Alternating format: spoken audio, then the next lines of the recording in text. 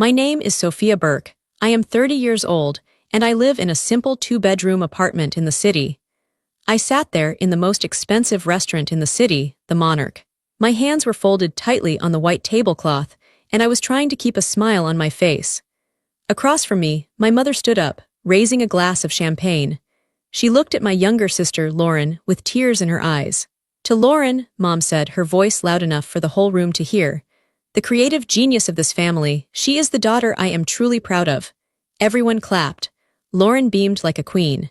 I clapped too, even though my chest felt tight. I was just the high school teacher. I was the boring one. Then the waiter walked past everyone else. He didn't look at my dad. He didn't look at Lauren, whose brand launch we were celebrating. He walked straight to me.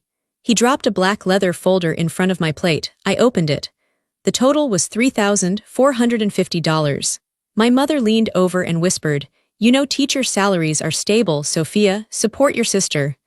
That was the moment the silence broke. I looked at the bill. Then I looked at my mother. And for the first time in my life, I didn't reach for my credit card. But before I tell you how everything flipped, like and subscribe, drop a comment. Where are you watching from? My name is Sophia Burke. I am 30 years old. I didn't cause a scene. I didn't scream. I just slid the black folder back across the table. It made a soft scraping sound against the white tablecloth. "I'm not paying for this," I said. My voice was quiet. It was steady. The table went silent. My mother's mouth opened, but no sound came out. My sister, Lauren, looked down at her plate, suddenly very interested in her napkin. My father cleared his throat, looking annoyed as if I had just spilled a drink. "Sophia," Mom hissed, "don't be dramatic." "I'm not," I said. I stood up. I picked up my purse. "I'm just leaving." I walked out of the private room. I walked through the main dining area of the Monarch. The restaurant was beautiful. It smelled like expensive steak and truffles. The lights were dim and gold. But all I could feel was the cold air on my skin and the burning feeling in my stomach. I walked out the front door and onto the sidewalk. The night air was cool. I took a deep breath, trying to stop my hands from shaking. A minute later, the heavy door opened again. It was Jacob, my boyfriend. He didn't say anything. He just handed the valet his ticket. He stood next to me and took my hand. His hand was warm. It was the only real thing in the world right then. We waited for the car in silence. When our sedan pulled up, a sensible 4-year-old car, not like the least luxury SUV my parents drove, we got inside. I drove. I needed to do something with my hands. The city lights passed by in a blur of red and white. I gripped the steering wheel so hard my knuckles turned white. The silence in the car was heavy. "You okay?" Jacob asked softly. "No," I said, "I'm not." "Good," he said. "You shouldn't be." I looked at him quickly, then back at the road. "What do you mean?" "Sophia, that bill was nearly $4,000, Jacob said. His voice wasn't angry, just matter of fact. "They ordered the most expensive wine. They ordered the seafood tower. Lauren ordered 2 desserts. They didn't even look at the prices. You know why?" I swallowed hard. "Why? Because they knew they weren't paying. They knew you were there." Tears pricked my eyes. I blinked them away. I focused on the tail lights of the car in front of me. "It's her birthday," I whispered. It was a weak defense. I knew it was weak. "It's her 32nd birthday, Sophia. She's not a child. And it wasn't just a birthday dinner, it was a brand launch. For a brand that doesn't make money." Jacob was right. Lauren called herself an influencer. She called herself a lifestyle consultant. Mostly, she just took photos of herself in clothes my parents bought her, eating food I paid for. I drove onto the highway. The hum of the tires against the asphalt filled the car. My mind started to drift back. I started to think about the last few years. It wasn't just tonight. I thought about 3 months ago. My father called me in a panic. He said he was short on the mortgage because of a banking error. I transferred $2,000 immediately. He never paid me back. He never mentioned it again. I thought about last Christmas. Lauren wanted a trip to Tulum to create content. My parents said they couldn't afford it. They looked at me. They said, "Sophia, you don't have kids, you have savings. Help your sister achieve her dreams." I paid for the flight. I paid for the hotel. Lauren posted photos for a week. She captioned them, "Self-made, grateful for my hustle." She didn't tag me, she didn't thank me. I thought about the DUI. 2 years ago, Lauren got pulled over. She called me from the police station, crying. She couldn't call Mom and Dad, they would be too upset. She needed bail money. She needed a lawyer. I drained my emergency fund. $5,000. I hired the lawyer. I picked her up. I drove her home. When we got to my parents' house that night, Mom hugged Lauren and cried. She made her tea. She tucked her into bed. Then she came out to the kitchen where I was standing.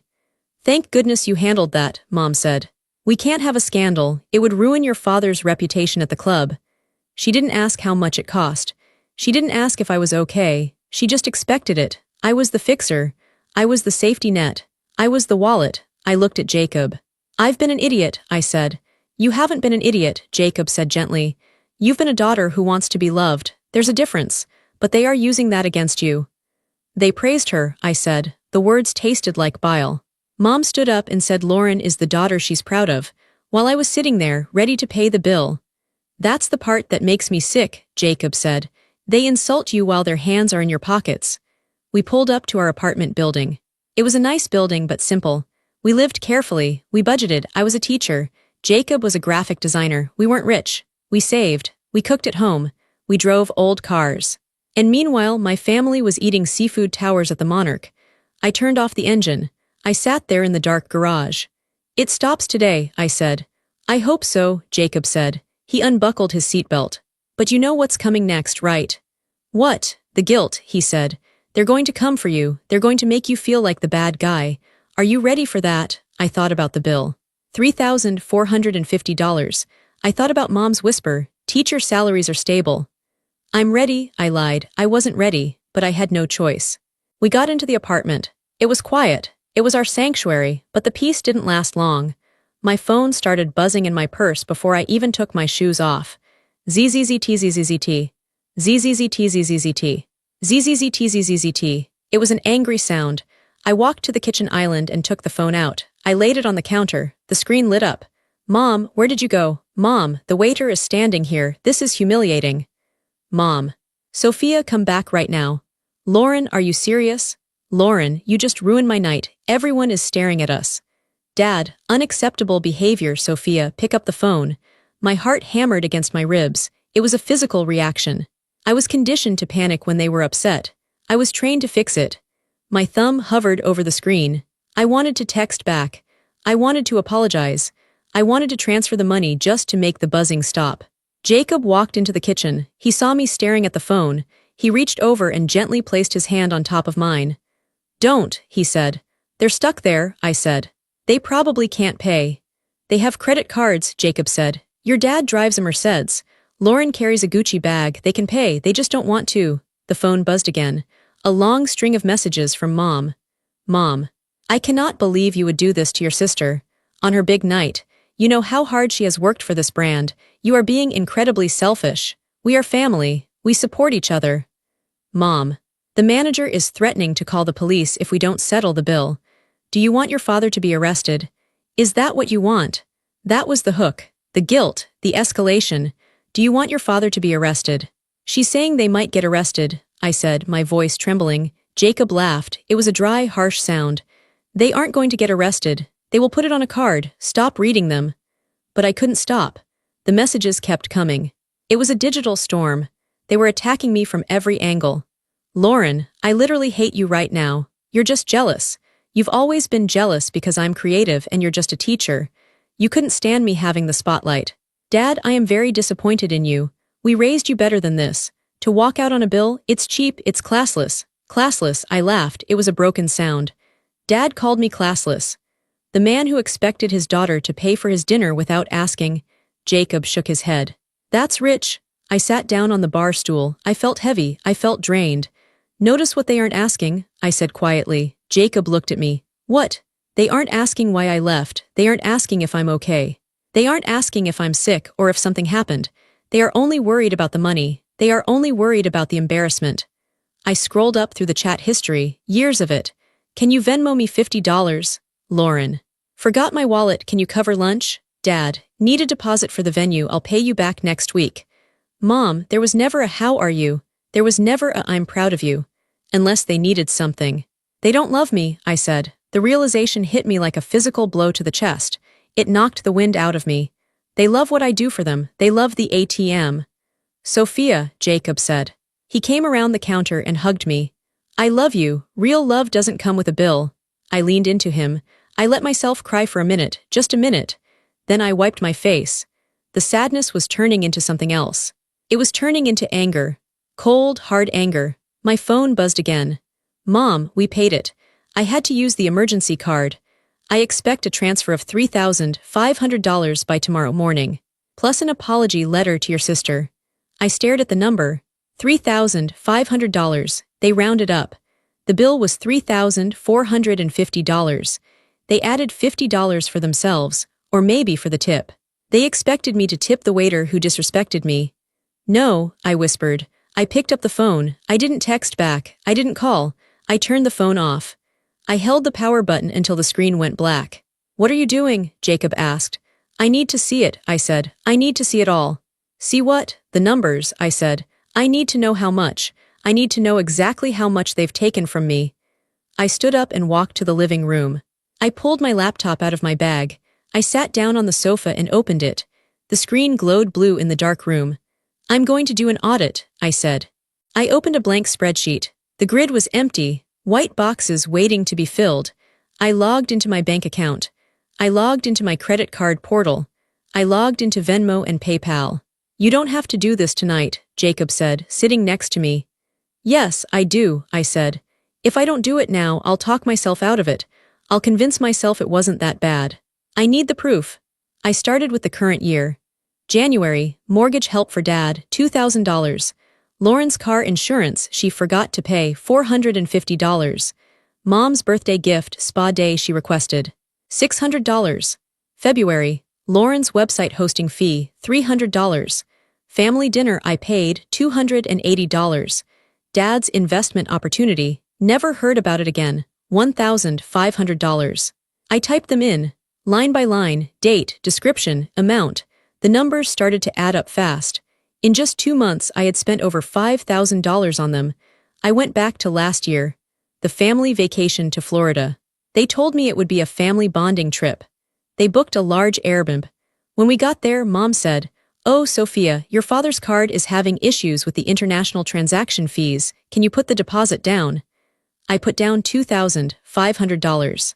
Then I paid for the groceries, $400. Then I paid for the rental car, $600. I typed it all in. I went back to the year before. The DUI. Lawyer retainer, $3,000. Court fees, $1,200. Towing fees, $400. I remembered that night clearly. Lauren crying in the holding cell. Me sitting on the hard metal bench waiting for the paperwork. I missed a day of work. I used my sick days. I added a new column to the spreadsheet. I called it emotional cost. Next to the DUI expenses I typed, missed work, stress migraine. Lauren blamed me for not driving her, said I should have been at the party to stop her. Next to the Florida trip expenses I typed, slept on the pull-out couch while Lauren got the master bedroom. Mom said I didn't mind because I was single. I kept going back. 3 years, 4 years, 5 years. The room grew darker. The only light was the laptop screen. My eyes burned. My fingers flew across the keys. Jacob brought me a glass of water. He watched the total at the bottom of the screen grow. $10,000, $25,000, $32,000. It was a down payment on a house. It was a new car. It was my retirement fund. I could have bought a house, I whispered. I'm still renting this apartment and I could have bought a house. They stole your future, Jacob said. He sounded angry now, bit by bit. I found smaller things too, streaming services, Netflix, my account, Spotify, my account, Amazon Prime, my account. I checked the order history on my Amazon account. Face cream shipped to Mom. Bluetooth speaker shipped to Lauren. Golf balls shipped to Dad. They had my password. They just clicked buy now and shipped it to themselves. I never checked the small charges. I just paid the bill at the end of the month. I trusted them. I'm such a fool, I said. You're not a fool, Jacob said firmly. You're a victim of theft. This is theft, Sophia. Just because they are family doesn't mean it's not stealing. I reached the bottom of the 5th year. I summed up the column. Total financial cost, $42,350. $42,000. I stared at the number. I felt sick, physically sick. That was money I worked for. I stood on my feet all day teaching high school history. I graded papers until midnight. I dealt with angry parents and difficult administration. I saved every penny I could, and they took it. They ate it. They drank it. They wore it. There's something else, Jacob said. He was looking at a specific entry on my credit card statement from 6 months ago. What? Look at this, he pointed to the screen. I looked. July 14th, the Monarch Restaurant. $1,500. July, I frowned. We weren't at the Monarch in July. I remember July. I was teaching summer school. Read the transaction details, Jacob said. He clicked on the little arrow to expand the line item. The text expanded. Transaction type, deposit, description, private room reservation. Event date, August 20th. Hold for Burke anniversary. My blood ran cold. I froze. I stared at the words. Burke anniversary. August 20th was my parents' 30th wedding anniversary. I remembered August. I remembered it very clearly. I had called Mom in early August to ask what they wanted to do. I remembered the conversation perfectly. I was standing in the kitchen, chopping vegetables. Oh, Sophia, Mom had said, sounding tired. We're not doing anything this year. Money is so tight. Your father's business is slow. We'll probably just order Chinese food and watch a movie. Don't worry about us. I had felt so guilty. I felt guilty that they were broke, so I sent them a card with a $200 check inside. I wrote, "Have a nice dinner on me." They cashed the check, but looking at the screen, I saw the truth. They had booked the Monarch. They paid a $1,500 deposit. They had a party, I whispered. They had a 30th anniversary party. And you weren't invited, Jacob said. But who paid the rest? I asked. This is just the deposit, $1,500. I pulled out my phone.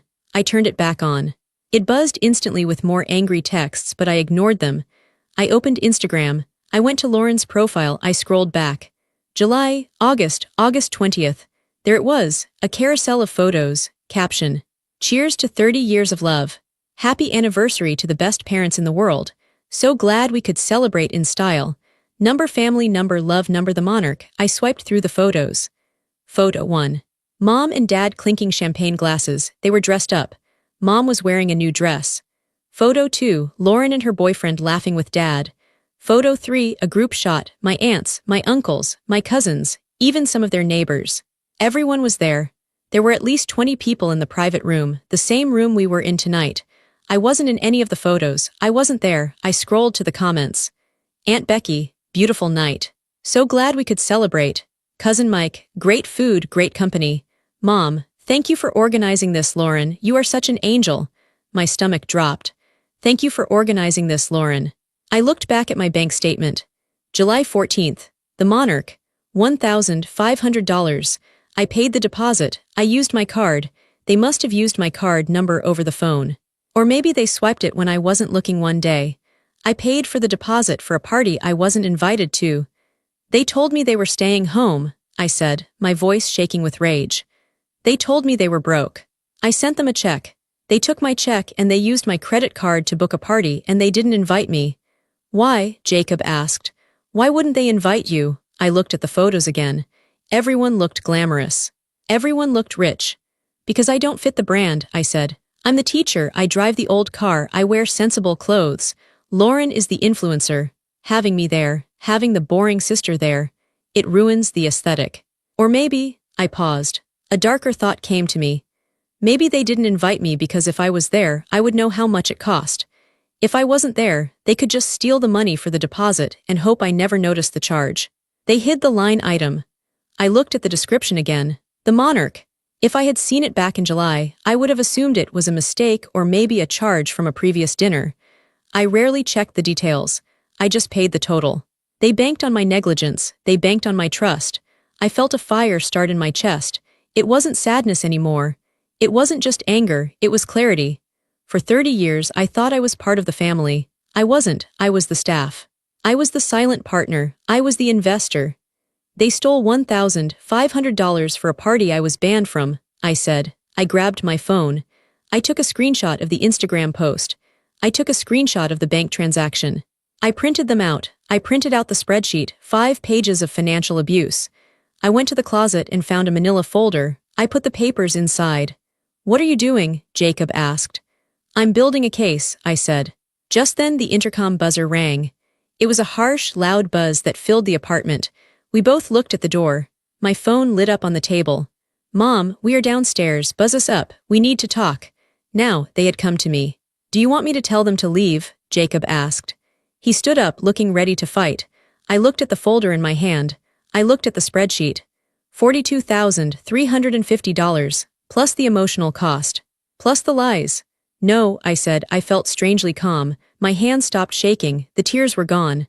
Let them in, I said. I'm ready to close the account. The buzzer screamed again. It was a long, impatient sound.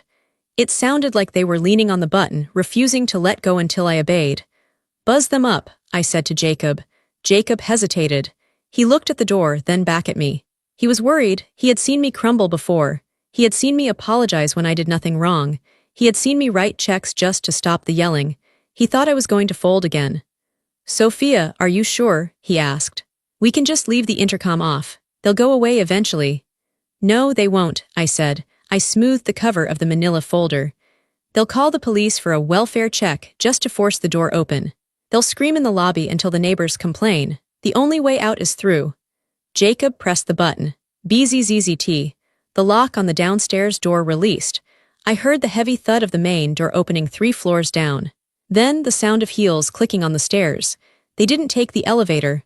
They were storming up the stairs, energized by their anger. I moved to the living room. I didn't sit down. I stood behind the coffee table. It felt like a barrier. A fortress. I placed the manila folder in the center of the table. Next to it, I placed my phone, face up, recording audio. What's the plan? Jacob asked. He stood off to the side, leaning against the wall. He was my witness. I don't have a plan, I said. I have an invoice. I looked around my apartment. It was clean. It was simple. The furniture was from IKEA, bought 5 years ago. The rug was from a discount store. There were no expensive paintings. No crystal vases. My parents lived in a house full of velvet and gold trim, paid for by debt and my salary. The knock on the door was sharp. Bang, bang, bang. I walked over and unlocked it. I opened it wide. They were standing there in a tight formation. My father was in front, his face red. My mother was next to him, clutching her purse like a weapon. Lauren was in the back, her eyes rimmed with red, looking like a tragic victim. How dare you? My father boomed. He walked right past me into my apartment without asking. He looked around with a sneer, as if my home wasn't good enough for his boots. Sophia, Mom cried out. She didn't hug me. She marched into the center of the room. The manager threatened to ban us. Do you have any idea how embarrassing that was? The Smiths were watching. The Petersons were watching. Lauren walked in last. She didn't look at me. She threw herself onto my sofa and let out a dramatic sob. My launch is ruined, she wailed. Everyone is going to talk about how my sister is cheap. I closed the door. I locked it. I walked back to my spot behind the coffee table. You owe your sister an apology, Dad said. He pointed a finger at my face. And you are going to transfer the money right now. Plus an extra $500 for the distress you caused. Distress, I repeated. The word felt heavy in my mouth. Yes, distress, Mom snapped. We had to use the emergency credit card. The one we were saving for medical bills. I looked at them. Really looked at them. Dad was wearing a tailored suit. Mom was wearing diamond earrings. Lauren was wearing a dress that cost more than my monthly car payment. And they were yelling at me about money. I'm not transferring anything, I said. The room went deadly silent. Lauren stopped crying instantly. Mom froze. Dad's face turned a darker shade of purple. Excuse me, Dad asked. His voice dropped to a dangerous growl. I said no, I said. My voice was calm. It surprised even me. I am not paying for the dinner, and I am not apologizing. You ungrateful little brat, Dad stepped forward. Jacob straightened up off the wall, ready to intervene. I held up a hand to stop him. I'm not ungrateful, I said. I'm just finished. I picked up the manila folder. What is that? Mom asked, eyeing the folder. Is that the apology letter? No, I said. It's a ledger. I opened the folder. I took out the spreadsheet. I spread the papers out on the coffee table so they could see the rows and rows of black ink. What is this nonsense? Dad asked, looking down at the paper. This, I said, pointing to the first line, is the money I gave you for the mortgage in January, $2,000. I moved my finger down. This is the money for Lauren's car insurance. This is the money for the bail bond. This is the money for the family vacation I slept on the floor for. So, Lauren scoffed. You helped your family. That's what you're supposed to do. Why are you keeping score? That's psycho. I'm keeping score because you aren't family, I said. You're a business expense. How dare you, Mom gasped. She put a hand to her chest. We raised you, we fed you. We put a roof over your head. And I have paid you back, I said, with interest. I picked up the summary page. In the last 5 years alone, I read aloud, I have given you $42,350. I looked up. That is a down payment on a house. That is a wedding. That is a master's degree. I gave it all to you. We needed help, Dad shouted. Family helps family. Do they? I asked. Then why didn't you help me when my car broke down last year? You told me to figure it out. Why didn't you help me when I needed surgery for my wisdom teeth? You said you were tapped out. But the next week you went to a casino. We have expenses, Mom yelled. You don't understand the pressure of maintaining our lifestyle. Your lifestyle, I corrected. Not ours. Yours. I reached into the folder and pulled out the final piece of paper, the screenshot of the bank transaction, and the screenshot of the Instagram post. I slid them across the table toward my mother. Explain this, I said. Mom looked at the paper, her face went pale. The color drained out of her cheeks instantly. She looked like a ghost. Dad looked over her shoulder. He stopped breathing for a second. July 14th, I said. A charge for $1,500. A deposit for a private room at the Monarch, for the Burke anniversary party. I pointed to the Instagram photo of them clinking glasses. I paid for the deposit, I said. For a party you told me wasn't happening. For a party where you celebrated family, while I sat at home, thinking you were eating Chinese takeout because you were broke. Lauren looked at the photo. She didn't look ashamed. She looked annoyed that she got caught. We just didn't want you to feel bad, Lauren said. You're always so gloomy, you kill the vibe, we wanted a happy celebration. You stole my money, I said. You used my credit card without my permission. That is fraud. It's not fraud, Dad yelled. I am your father, I have a right to your resources. No, you don't, I said. You have a right to respect. And you lost that a long time ago. I stood up straighter. I felt 10 feet tall. You call me ungrateful, I said. You call me the stable one. You call me the safety net. But tonight, at dinner, you stood up and said Lauren is the daughter you are proud of. Mom tried to speak. Sophia, I didn't mean. You meant it, I cut her off. She's the daughter you're proud of because she's just like you, flashy, fake, and living off someone else's dime. I looked at my father. You said I owe you because you raised me. I took a deep breath. I am not your daughter anymore, I said. My voice was ice cold.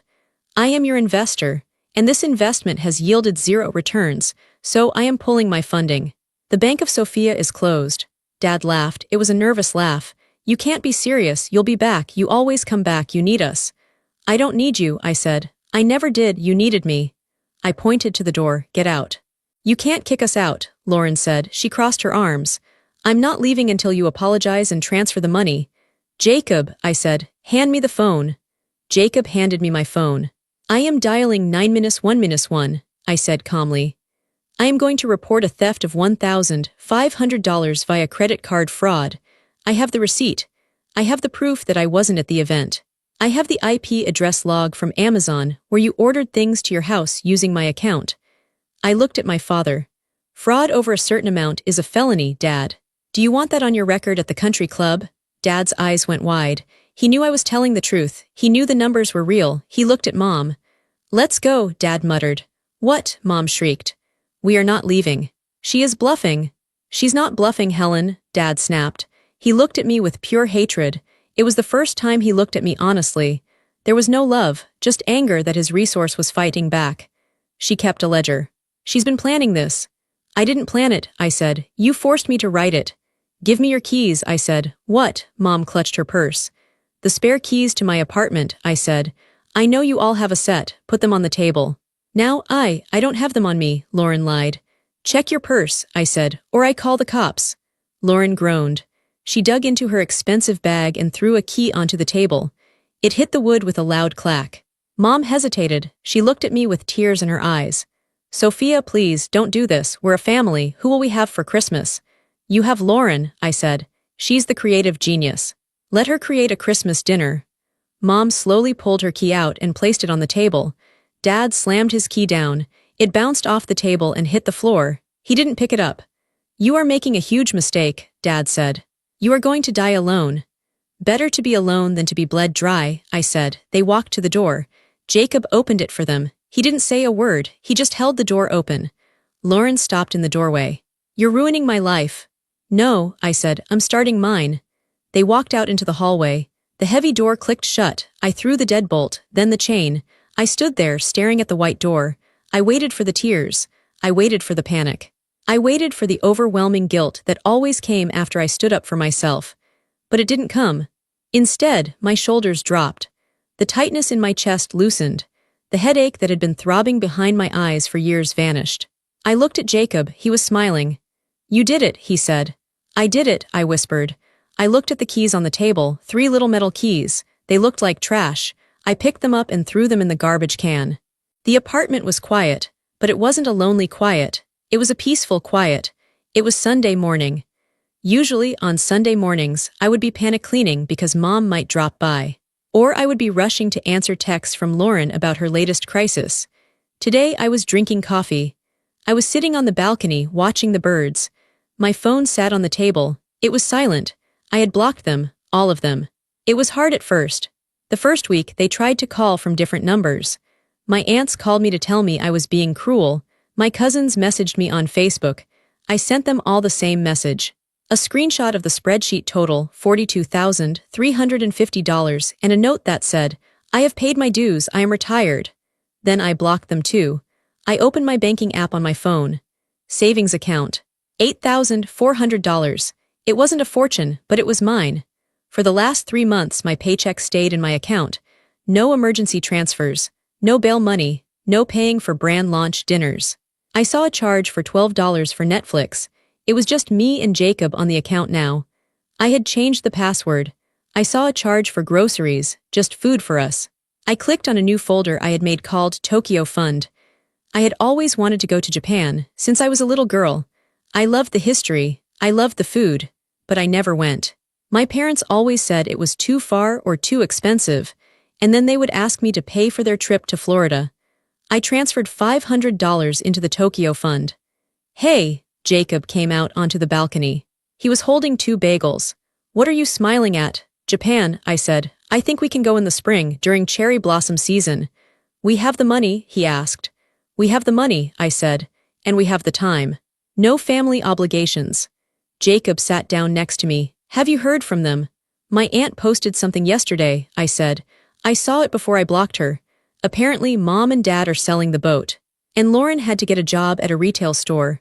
"Retail?" Jacob laughed. "She must hate that." "She probably does," I said, "but she's learning, finally." I didn't feel happy about their struggle.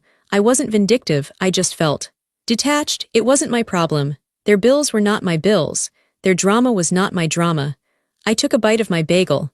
It tasted better than any seafood tower at the Monarch. I realized that for the first time in 30 years, I wasn't afraid of my phone ringing. I wasn't afraid of the mail. I wasn't afraid of judgment. I was just Sophia. And that was enough. I stood in the center of my living room, the same room where I laid out the ledger, the same room where I cut the cord. It felt different now. Lighter. I used to think that cutting off my family would kill me. I thought the loneliness would be unbearable. We are taught that family is everything. Blood is thicker than water. Honor your father and mother.